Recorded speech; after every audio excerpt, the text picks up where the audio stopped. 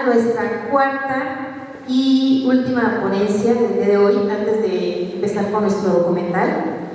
Y bueno, vamos a dar paso y la palabra al maestro Daniel Adrián Ortiz, licenciado en Historia de la Universidad Michoacana de San Nicolás de Hidalgo, quien tiene una maestría en Historia Regional Continental y actualmente lleva un doctorado en Estudios Novohispanos y también es miembro activo de Michoacán Tarascolo. Un aplauso, por favor.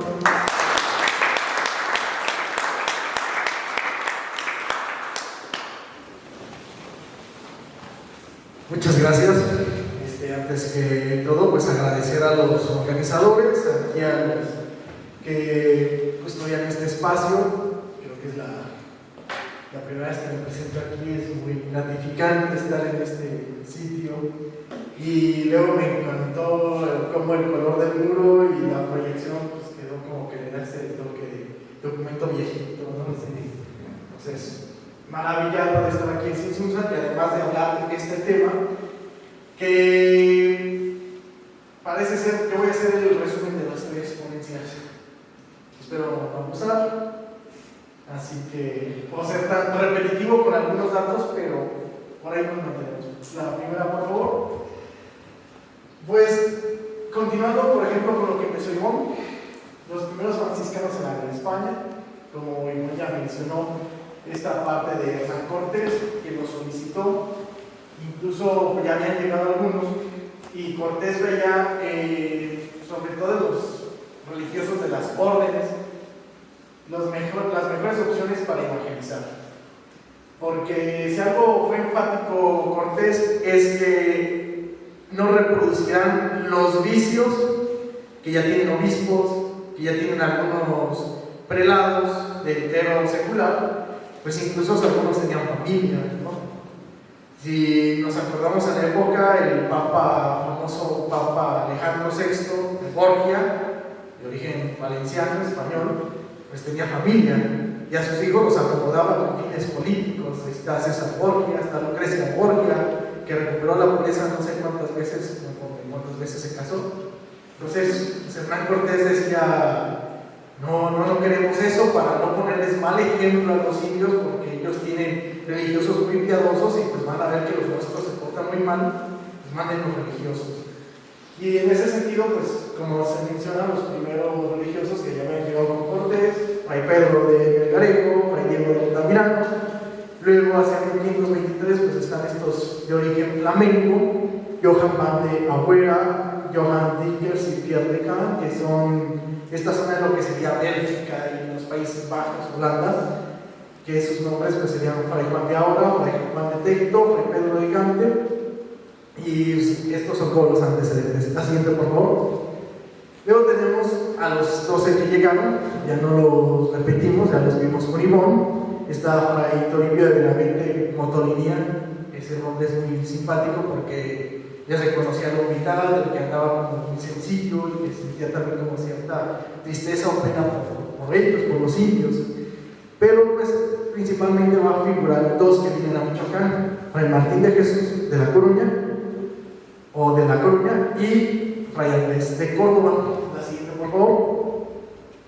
Y entonces, pues, ¿cómo va a suceder esto? Va a ir el Casonzi a la Ciudad de México, ahí va a conocer la labor de los franciscanos, y más adelante les explico un poquito más a fondo. Pero hacia esta primera parte del año de 1525 viene Fray Martín de Jesús, que va a ser como el fundador, el encargado de, pues todavía no como tal custodia, porque dependía directamente de México.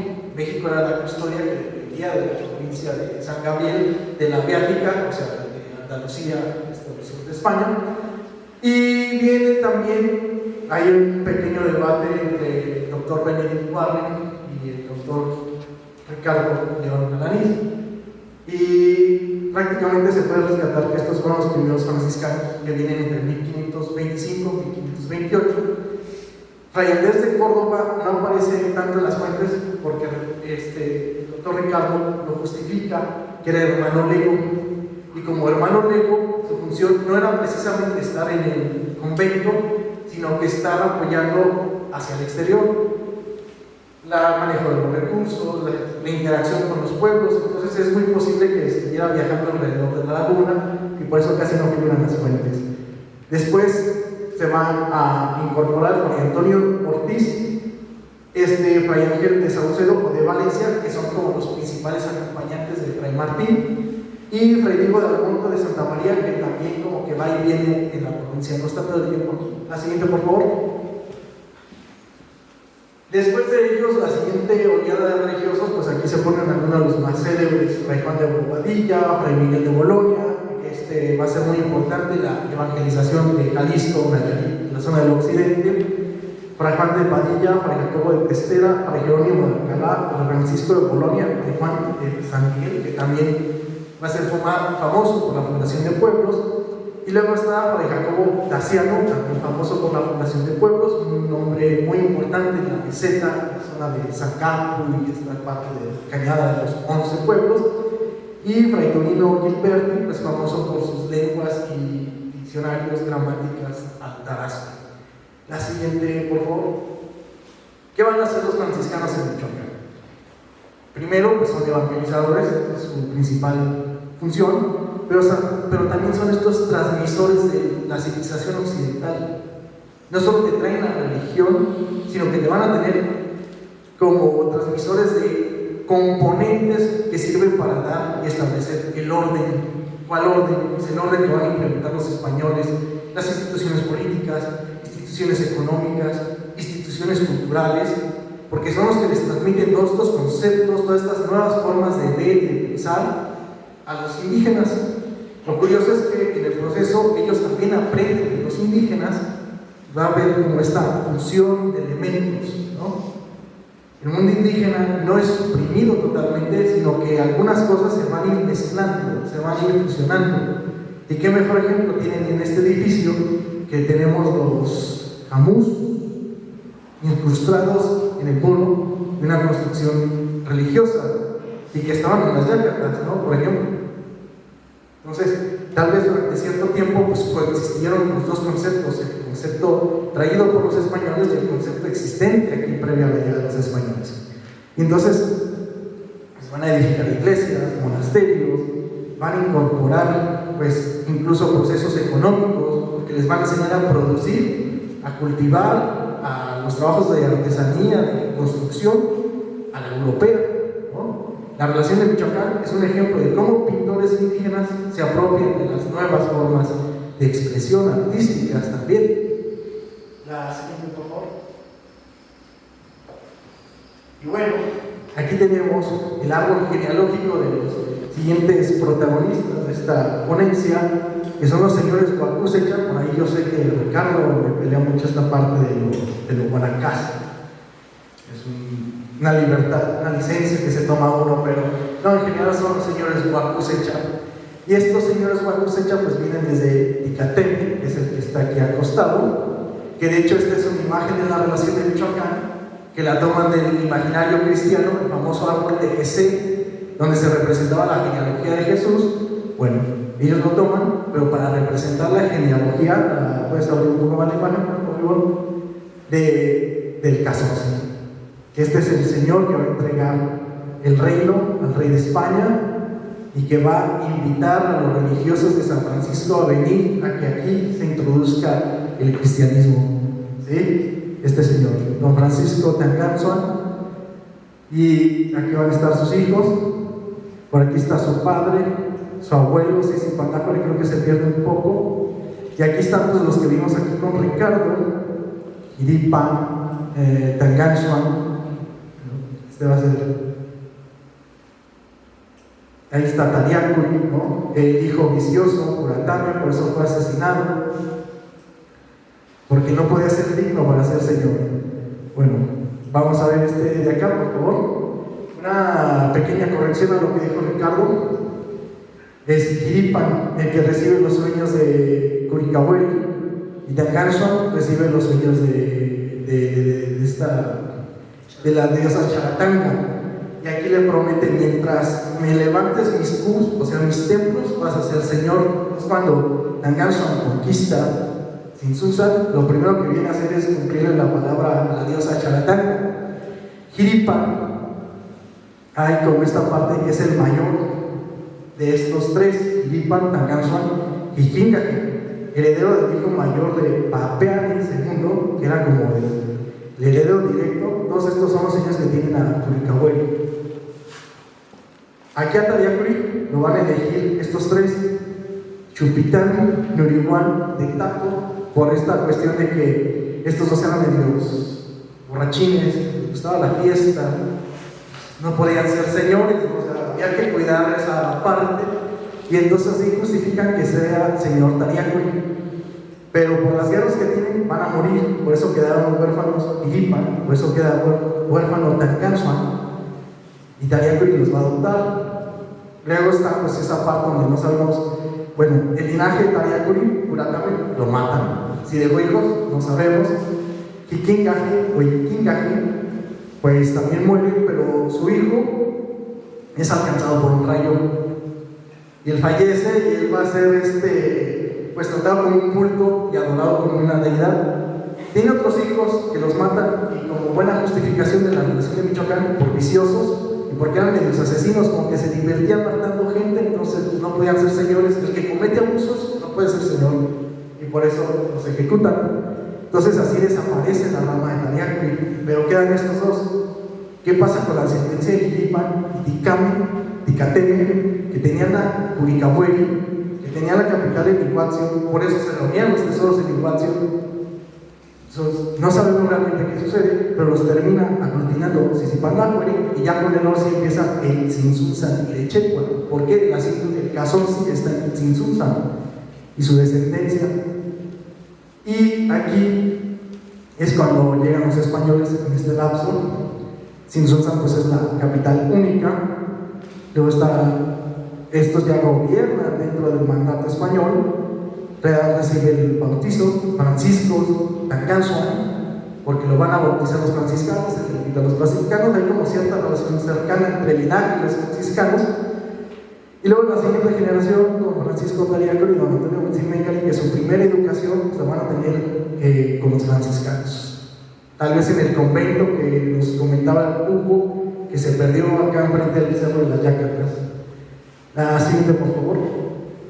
Y bueno, esto es como las conquistas originales, los señores, cómo surge Irechecua, que ya lo vimos ampliamente con Ricardo. La siguiente, por favor. Las expansiones, estas son como las líneas naranjas, son las fronteras. Estas serían como posibles rutas de los caminos que siguieron. Aquí está Jacona, aquí está Tepalcatepec, aquí está Juchitlán, y luego Tajimaroa, que eran las 4 cabeceras que complementaban el aparato administrativo y obviamente el centro de todo. La siguiente, por favor. Y bueno, ¿qué va a pasar? Previo a la conquista es Sangua, que es el de la imagen, Sangua, perdón, que domina un territorio de 75,000 kilómetros cuadrados aproximadamente, con una población entre los 750,000 y 1.3 millones de habitantes, y pues obtuvo una victoria muy importante sobre Moctezuma Xocoyotzin en 1517. Les toma el valle de Toluca, muy cercano, y ahí es Tlahuaca, está un poquito al norte de Toluca, actual Toluca, muy cerca ya de la Ciudad de México. Y va a recibir embajadas mexicas que le están pidiendo ayuda para enfrentar a los españoles. Por eso ya le traen aquí una espagarda, un escudo, una ballesta, una espada, pero él dice, yo tengo mis propios asuntos, ahorita no, joven, pásenme a la siguiente ventanilla, y pues no los apoyó, pero sí dijo, vamos a ver qué sucede con México, y vamos a ver, sino que aquí se haga otra conquista y aquí vamos a pelear valerosamente. Esa es la mentalidad de Sangua. Pero estos señores traen una viruela, un sarampión que les llegó con los españoles, y esto va a provocar la muerte de Sangua y muchos señores importantes de la nobleza hacia el verano de 1520. La siguiente, por favor. Y este es el ascenso. Aquí podemos ver a un joven Cazonzi Tangansuan subiendo las escaleras después de haber sido nombrado por el Consejo de los Viejos, el Penamuti, y tiene que hacer frente a la epidemia. Hay que suplir a todos los que se mueren con la epidemia, pero estos son señores. No podían nombrarse señores hasta que no hubiera un nuevo Cazonzi. Está en esta posible traición de sus hermanos, y es que poco antes de morir su zangua decía: voy a dividir el señorío entre mis hijos para que todos alcancen a ser señores. Trae un fatalismo que ya daba como por perdido el reino. Entonces, antes de que pase, pues, que sean señores todos, no sabemos qué pasó, porque curiosamente la relación de Michoacán es buena para tener como sus silencios vacíos. Lo menciona en un parrafito y es lo único que sabemos, pero sí sabemos que después de esto va a matar a sus hermanos por traición. Pues quien dice que no estaban reclamando la herencia, ¿no? O sea, a nosotros también nos toca ser señor, pero prefirieron mantener la unidad en un solo reino, en una sola capital, y los ejecutó. Y así queda ahora sí como único señor. Va a adoptar como hermanos cercanos a don Pedro Puñaracari, que ya lo mencionó Hugo, a otro señor que se llama Tachahuato, o en las fuentes españoles Huitzilzi, su nombre náhuatl, indicativo que también había muchos pueblos de origen náhuatl en Michoacán. Y va a recibir embajadas mexicas, también las va a ignorar, y bueno, entre 1520 y 1521, pues la caída de Tenochtitlan. Y se vienen los primeros contactos con los españoles. Ya dado cuenta, un trabajo de Vladimir Gómez, donde aquí está, se supone, la Tajimaroa, juicio de Hidalgo, Porras o Porrillas, este primer español que vino acompañando gente de Matlacingo, o sea, gente del Valle de Toluca, que venía a recoger bastimentos y recursos, o apoyos, no sabemos, todo eso junto. Y eso es el 23 de febrero de 1521. Luego tenemos un segundo contacto con Antonio Caicedo y 3 o 4 españoles más. Y un tercer contacto, Francisco Montaño, que venía a buscarle una ruta por Michoacán para llegar al Océano Pacífico. ¿Por qué es tan importante esto del Océano Pacífico? Porque los españoles querían llegar a las famosas islas de las Especias, las Molucas, lo que es Indonesia, Filipinas, ¿no? El sureste de Asia. Y entonces, pues América, pues, recordemos que Cristóbal Colón, su principal objetivo era llegar a las riquezas del Asia Oriental, Catay, que era China, Zipango, que era Japón, y la India. Entonces, pues se atravesó América. Pero eso no los desvió de su objetivo, ¿verdad? Cortés todo el tiempo le estuvo prometiendo al rey Carlos una ruta para llegar más fácil al Océano Pacífico, y se va a conseguir, porque por 100 años el Océano Pacífico fue como el mar español. Así como los romanos dijeron el Mediterráneo el Mare Nostrum, los españoles hicieron el Pacífico el mar español. Y Michoacán fue clave de eso, y el caso fue clave de eso. O sea, nada más para que nos demos cuenta de la importancia. La siguiente, por favor. Ya con esta expedición de Cristóbal de Olí, alrededor de 200 españoles, 5,000 aliados indígenas se menciona, pero probablemente fueron más. Puñaracari, se van a entrevistar ahí en Tajimaroa con Cristóbal. Acordan el recibimiento pacífico en Sinsunza. Aquí presumiblemente están en Sinsunza, aquí ya vienen los españoles, imagen de la relación de Michoacán, y van a ser recibidos en paz. Se van a enviar algunos tesoros en Cortés. Poco después el propio Cazorzi se va a ir a entrevistar a Cortés allí en Coyoacán. ¿Por qué no en Tenochtitlan? Bueno, porque la Ciudad de México estaba en ruinas todavía por este momento, porque esto pasa en el verano, en julio de 1522. Incluso se dice que el 25 de julio fue la fecha en que ingresaron por primera vez los españoles aquí a Sinsunza. Y bueno, de Michoacán pues va a participar gente, hace una expedición de Colima y a la costa de Michoacán. El propio don Pedro va a llevar material para construir barcos al puerto de Zacatula, lo que hoy sería una posición cercana a las Cárdenas. La siguiente, por favor. Y bueno, ¿qué sucede entre 1522 y 1525? Pues se incorpora a Michoacán con sus recursos, tarascos, tropas, pero también bastimentos. Además es un territorio clave que abre la expansión hacia el occidente, hacia Jalisco, hacia la costa, hacia Colima y hacia el norte de la Nueva España. Entre 1523 y 1524 se conquistan estas zonas. Luego las tropas tarascas ayudan a pacificar el Pánuco y la famosa expedición de las Cingüeras. Cortés visita de nueva cuenta, recibe, mejor dicho, la visita del Cazorzi en 1524. Ahí le piden unos muchachos que si tiene hijos para que se los entregue a los franciscanos y empiece su formación pues, como cristianos. Pero el Cazorzi no manda a sus hijos, probablemente eran muy niños, pero sí manda 15 jóvenes que él mismo elige dentro de la nobleza. Y a estos 15 jóvenes después los vienen a recoger hacia finales de 1524 y 1525. Sucede que ahí estuvo preso un tiempo porque el sucesor de Cortés ahorita ya no tenía el mando, le acusa de esconder tesoros, de maltratar españoles, una extorsión en pocas palabras, porque lo tomó prisionero, lo retiene un rato, paga con un rescate y ya lo liberan. Pero antes de regresar a Michoacán, ahí se visita a la orden de los franciscanos. La siguiente, por favor.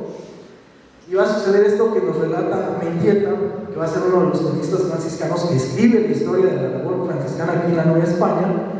Y pues él dice que vio que los franciscanos hacían como una gran labor, y él quiso traer eso también para Michoacán, ese beneficio, y muy presumiblemente va a ser bautizado en la Ciudad de México. Y en ese momento pues era Fray Martín de Valencia, que le dice al Casonci en su regreso pues se traiga a Fray Martín de Jesús, y como ya habíamos visto en las diapositivas atrás, a Fray Andrés de Córdoba, a Fray Ángel de Valencia, ¿verdad?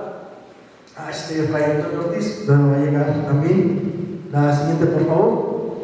Y bueno, ¿cuál es el problema? Los franciscanos vienen, se van a encontrar con una situación muy difícil y empiezan a decir que los indios andan muy recios, pero también es verdad que eso lo provoca esta situación. Hay una serie de conflictos entre españoles y los tarascos, porque los intereses económicos.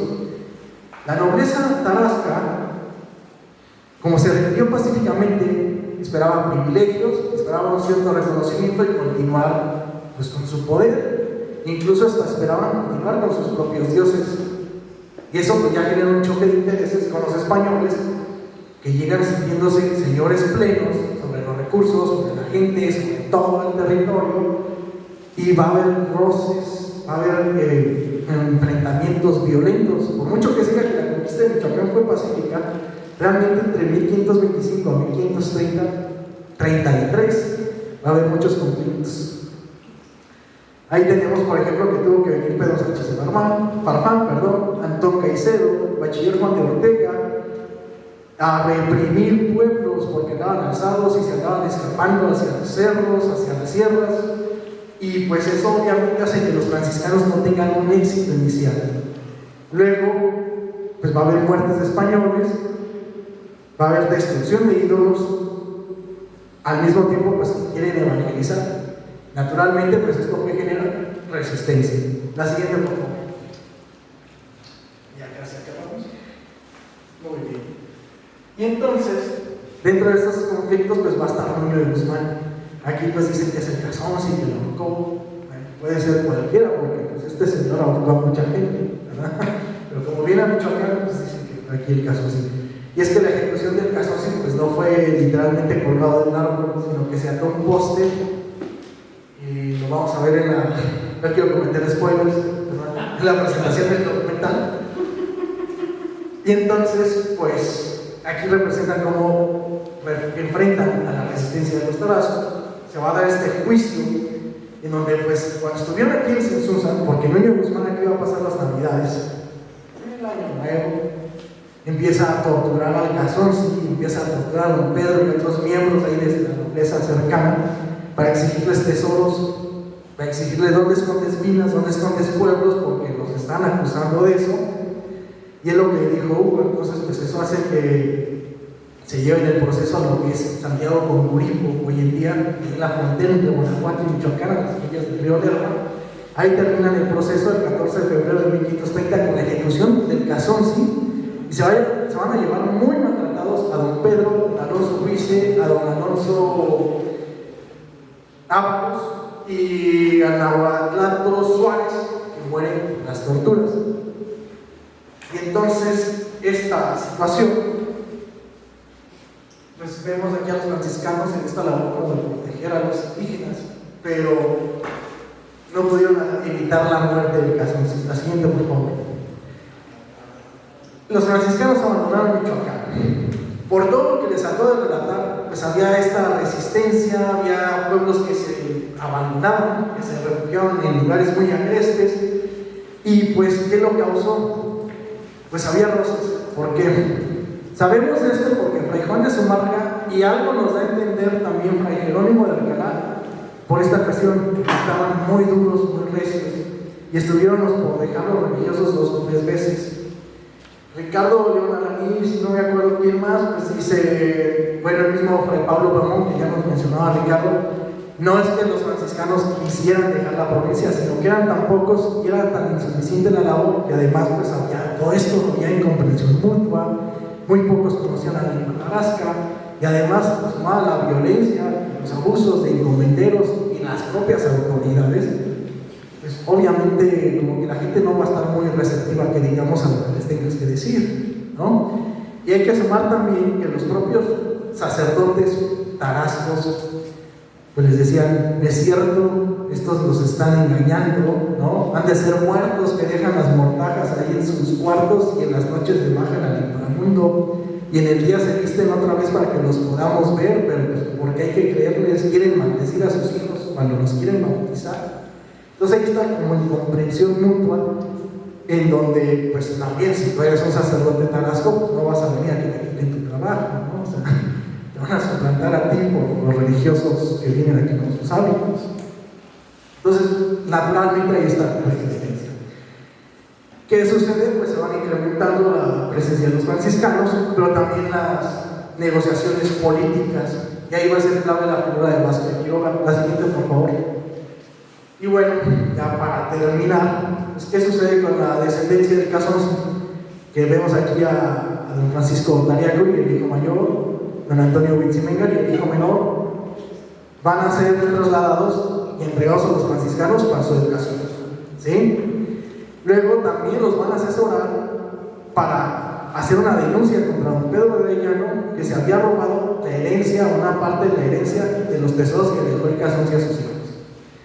Y luego tenemos a Fray Francisco de Bolonia y Fray Jacobo de Testera, que no es que fueran acompañando al niño de Guzmán, sino que viendo cómo la situación en la provincia de Michoacán estaba al borde de una rebelión, fueron a Jalisco para rogar y solicitar el regreso de don Pedro y de don Alonso Huize, que son como pues, los yernos y los que seguían en poder y autoridad al Casonsi.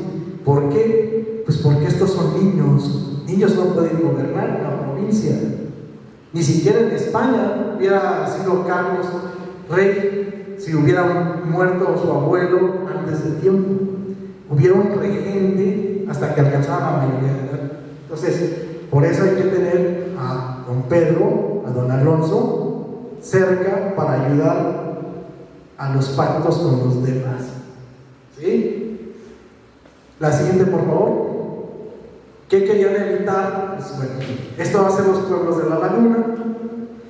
Todo esto era una encomienda que se atribuyó a Hernán Cortés, después va a pasar al corregimiento real y luego pues vamos a tener que van a pelearse con los encomenderos porque ya no sean tan abusivos, por el caso de Juan Infante, y va a estar el conflicto por el traslado, posiblemente una inconformidad de que se fuera de Sinsunza a Pátzcuaro.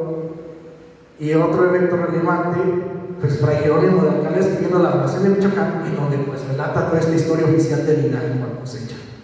Van a apoyar en los oficios religiosos en el Hospital de Santander de la Laguna. La relación de Michoacán pues, se dice que es un documento muy lagocentrista, muy de Pátzcuaro, pues, para defender la integridad territorial de todo esto. Al final se van a formar 2 repúblicas de indios de lo que antes era una zona. Y bueno, la siguiente, por favor. Gracias por su atención.